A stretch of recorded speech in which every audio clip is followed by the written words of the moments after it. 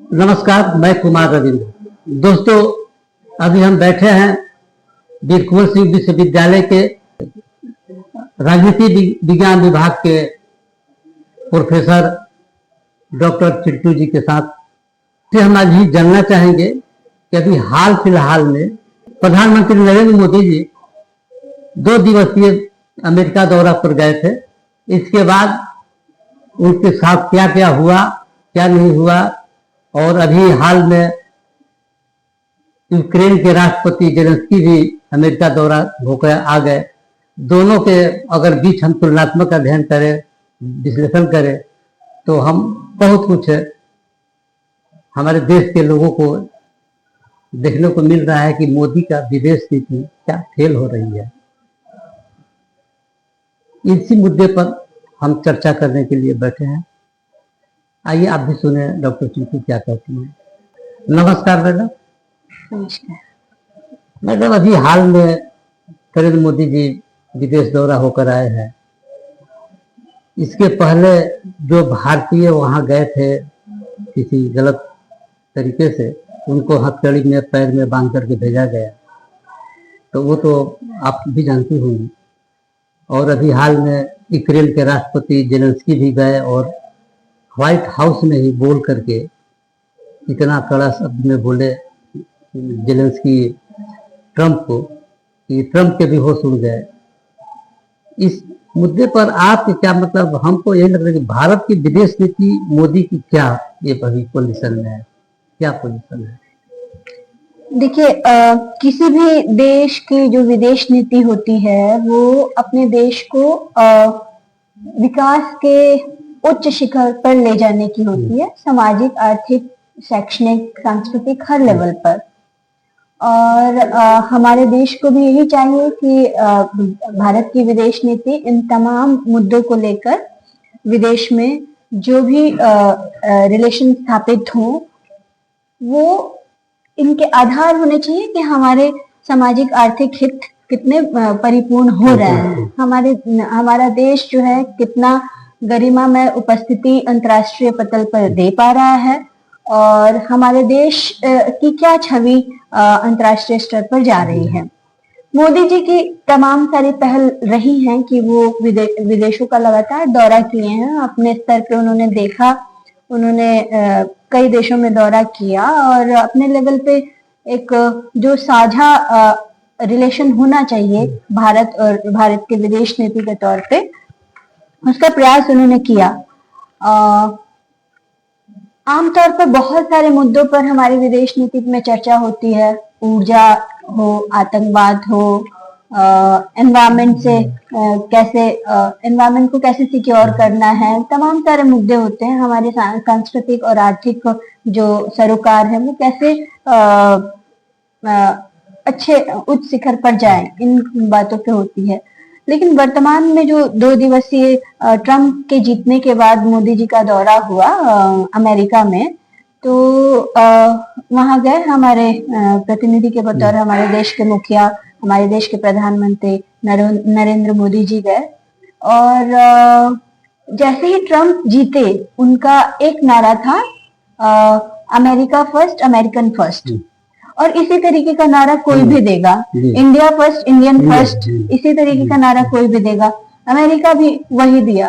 लेकिन अमेरिका के जो लहजे में है ना कि वो माई बाप है, पूरे विश्व का जो है सबसे बड़ा माई बाप वही है, सबसे बड़ा इंपीरियल ताकत वही है, सबसे बड़ा सुपर पावर वही है।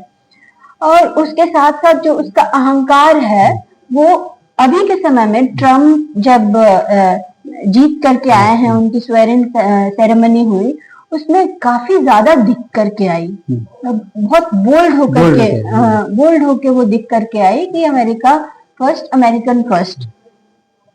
लेकिन बहुत ज्यादा एग्रेसिव और अहंकार के लहजे में उन्होंने ये बातें कही। लेकिन अमेरिका फर्स्ट, अमेरिकन फर्स्ट में सिर्फ अमेरिकन नहीं है, अमेरिका खुद जो बुनावट जो है अमेरिका की, उसमें बहुत सारे कंट्रीज के लोग रहते हैं, ठीक है।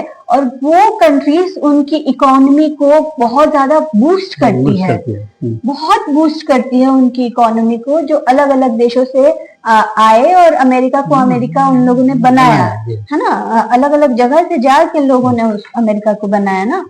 तो आप कहेंगे कि हम मैक्सिकन वॉल तैयार कर देंगे, हम उनके प्रवासियों को नहीं आने देंगे, हम इंडिया के जितने भी प्रवासी हैं उनको रिपोर्ट कर देंगे, उनको हैंड्सकफ करके और पूरा जंजीरों के साथ बहुत ही अमानवीय तरीके से, ये तो बहुत दुखद हुआ है। बहुत दुखद तरीके से, बहुत ही अमानवीय तरीके से उन्होंने इंडिया के साथ, जो कि उनका मोदी जी का और ट्रम्प का रिलेशन बहुत ज्यादा फ्रेंडली है ये माना जाता है, लेकिन इस मामले में उनकी फ्रेंडशिप जो है दिखाई नहीं दी।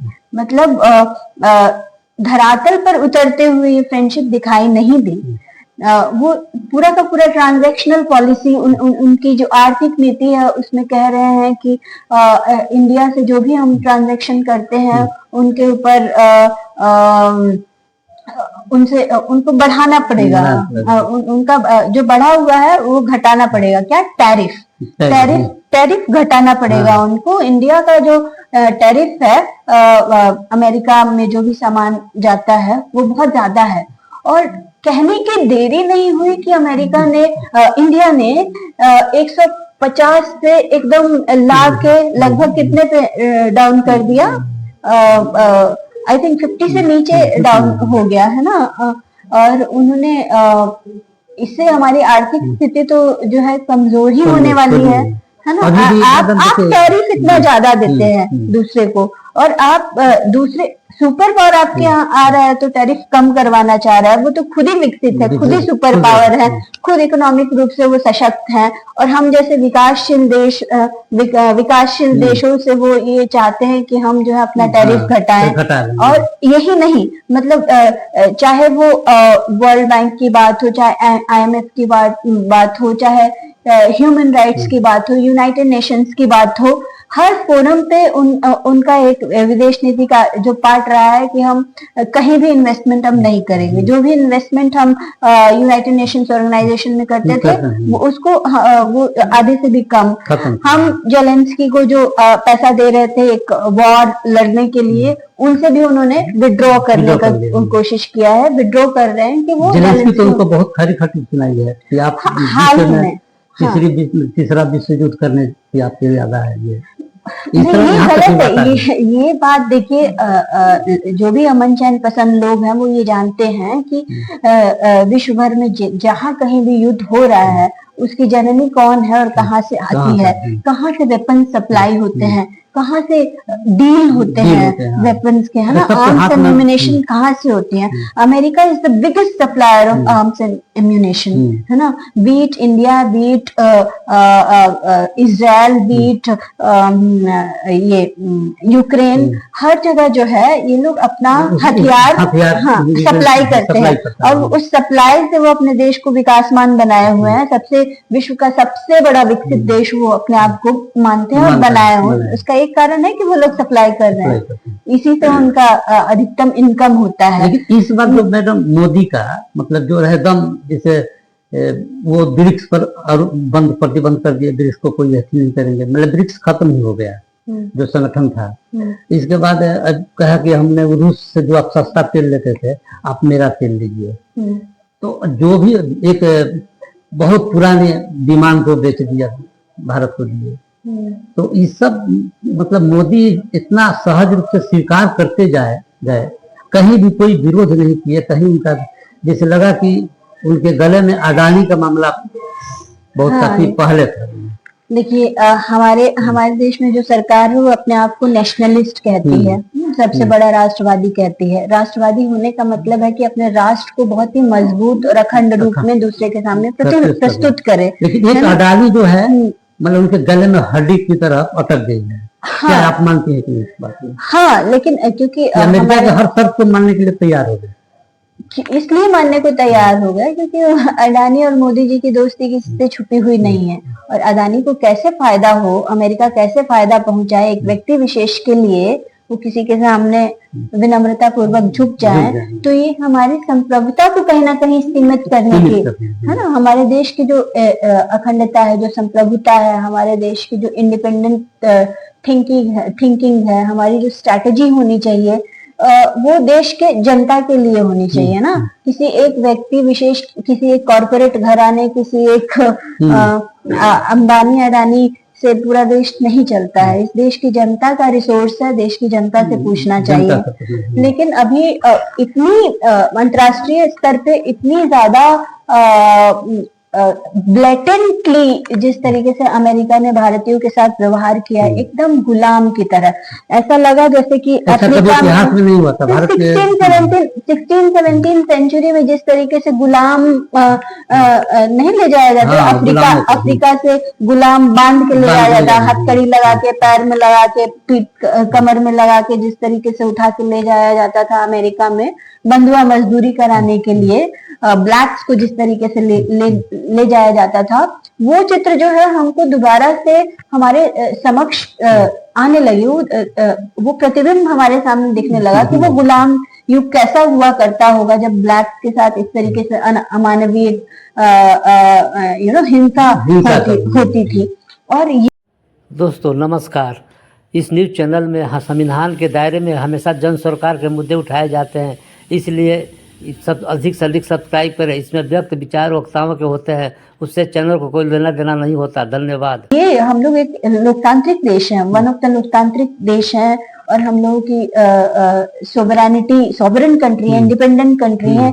ऐसे समय में हम यदि अमेरिका से ये बात नहीं कहलवा पाए कि भाई ठीक है, हमारे देश के नागरिक यदि गलत तरीके से गए हैं, डंकी लगा के गए हैं, गलत माध्यम का प्रयोग करके गए हैं, तो एक बेसिक ह्यूमन राइट्स तो होना चाहिए ना, एक बेसिक कोलंबिया की जो प्रेसिडेंट है, महिला है, उनका क्या नाम है, जो महिला प्रेसिडेंट है, उन्होंने इतनी ज्यादा खरी खुटी और इतना बोल्ड महिला है, उन्होंने अपने देश के नागरिकों के साथ इस तरीके का जुल्म अत्याचार नहीं होने दिया। उन्हें कि आप क्या कहेंगे, हम खुद सैंक्शन लगा दें, हम खुद ही आपके साथ नहीं करेंगे, हमारे पास बहुत सारी चीजें हैं जिससे आप भी अपना देखते हैं, आपकी इकोनॉमिक ग्रोथ को हमारे देश के लोग और हमारे देश के रिसोर्सेज से भी फायदा होता है। अमेरिका अपने आप में एक आत्मनिर्भर और हर तरह के संसाधन उपलब्ध करने वाला देश तो नहीं है। हर विश्व के हर पार्ट में अलग अलग तरह के संसाधन हैं, और कहीं ना कहीं सब संसाधनों की जरूरत सबको होती है, और इसीलिए इंटरनेशनल रिलेशंस में सब लोग अपनी स्ट्रेटेजिक जो रिलेशंस हैं बना के चलते हैं कि हमको इस चीज की जरूरत है, हमको इससे कितना अच्छा रिलेशन रखना है। लेकिन जो गुलाम की तरह ट्रीटमेंट कर रहे हैं, एक हवाई जहाज में, और वो भी हवाई जहाज जो बच्चे भी थे, महिला हैं, बच्चे हैं, एक ही टॉयलेट है। इमेजिन कीजिए, एक ही टॉयलेट में 40 घंटा इतने, एक महाद्वीप से दूसरे महाद्वीप में जाना है, और उसमें सबको हैंड्सअप करके बांध के, चेन में बांध के, वो कैसे शौच गए होंगे, कैसे हम लोग नेशनलिस्ट गवर्नमेंट माने, कैसे ये राष्ट्रवादी, कैसे मतलब ये राष्ट्रवादी कितना है या नहीं है, उसका तो खुलासा पूर्ण रूप से हमको दिखाई दे रहा है कि आप जाके नतमस्तक हो गए और आपने अपने देश के लोगों की गरिमा को ताक पर रख दिया। आपने एक इंपीरियल पावर के, साम्राज्यवादी शक्ति, एक सुपर पावर के समक्ष अपने घुटने टेक दिए, और संप्रभुता को कहीं ना कहीं आपने सीमित किया है, उसके ऊपर प्रहार किया है, हमारी संप्रभुता के ऊपर ये प्रहार है। आप भिजवाते, आप अपना एयर भिजवाते, अपने लोगों को लाते, बाइज्जत लेके आते, यदि आप समझते कि वो इज्जत वाले लोग हैं। ऐसे तो आप बहुत सारे एनआरआई के साथ मीटिंग करते हैं, एनआरआई के साथ हाय बाय करते हैं। अमेरिका में गए थे आप, और वहां पर हाउडी मोदी का पूरा नारा लगा था, उस समय की, अब की बार ट्रम्प सरकार, अब की बार ट्रम्प सरकार हाँ, आपने क्या किया, उनके मैंने साथ किया। कितना वोट दिलाने में और उनको जिताने में और बहुत सारा यज्ञ किया था कि वो जीत जाए। आपकी बहुत अच्छी गहरी दोस्ती थी। ये दोस्ती परिलक्षित क्यों मतलब नहीं होती इसका आपके? मतलब क्या हो रहा है? मतलब इसका मतलब ये है कि कोई इंटरपर्सनल, देखिए इंटरपर्सनल फ्रेंडशिप का कोई जगह नहीं है। बहुत ही रियलिस्ट अप्रोच लेकर के चलता है अमेरिका। अपना फायदा तभी किसी का भला, अपना खुद फर्स्ट होता है, खुद प्राइमरी होता है, सेकेंडरी होता है कोई और।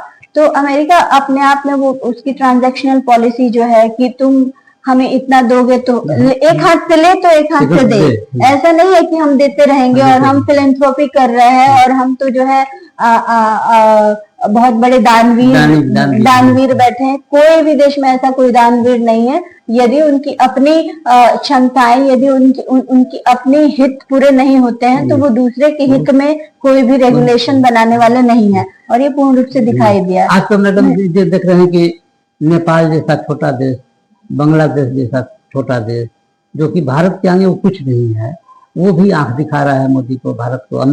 नेपाल का भी देखे होंगे, बहुत तरह कहता है कि हमारा यहाँ अयोध्या राम मंदिर, राम सीता मेरे यहाँ जन्मी थी, वो अपना नक्शा दिखा रहा है। और कई तरह का आप सुन देखे होंगे पेपर वगैरह में। बांग्लादेश भी मतलब इनको बहुत किनार करके चल रहा है, वहां भी हिंदू का जितना बखेड़ा खड़ा कर दिया। ये सब मतलब मोदी का जो गोदी मीडिया है वो सब बखेड़ा करके हमको लगता है कि खुद ही को गिरा रहा है। हिंदू राष्ट्र का जो उनका सपना है ना, हिंदू राष्ट्र के सपने के तहत एक अखंड भारत की परिकल्पना तो वो करते हैं, लेकिन उस परिकल्पना में ये नहीं देखते कि हमारे दूसरे देशों के साथ रिलेशन कैसे हैं। नेपाल, बांग्लादेश, श्रीलंका, भूटान, ये सब हमारे पड़ोसी राज्य हैं और हमारा स्ट्रैटेजिक जो रिलेशन होना चाहिए इन पड़ोसी राज्यों से वो बहुत ही अच्छा रिलेशन होना चाहिए। कम से कम अपने पड़ोसी से तो मिला के रखें, है ना। तब कि आप अपने पड़ोसी से ही लड़ते रहिएगा, भारत पाकिस्तान करते रहिए, भारत श्रीलंका करते रहिए, तो आप बड़े जो आप कहते हैं कि चीन जो हर बार आके आपका पूरा का मतलब मैक्सिमम आपका जो बाउंड्री है वो पार करते जा रहा है, और आप चीन से तो नहीं लड़ पा रहे हैं। चीन का क्या है कि चीन नेपाल को भी, पाकिस्तान को भी, बांग्लादेश को भी हर तरह से वो अपने में मिलाने की कोशिश कर रहा है ना। वो अपना एक सुपर पावर के कंपटीशन में है ना। तो वो एक्सपेंशन लगातार कर रहा है। उस एक्सपेंशन, उसके हमले का जवाब तो हम दे नहीं पाते। उल्टा हम लोग छोटे छोटे जो पड़ोसी देश है उन लोगों से अपने रिलेशंस जो है मजबूत नहीं कर पाते।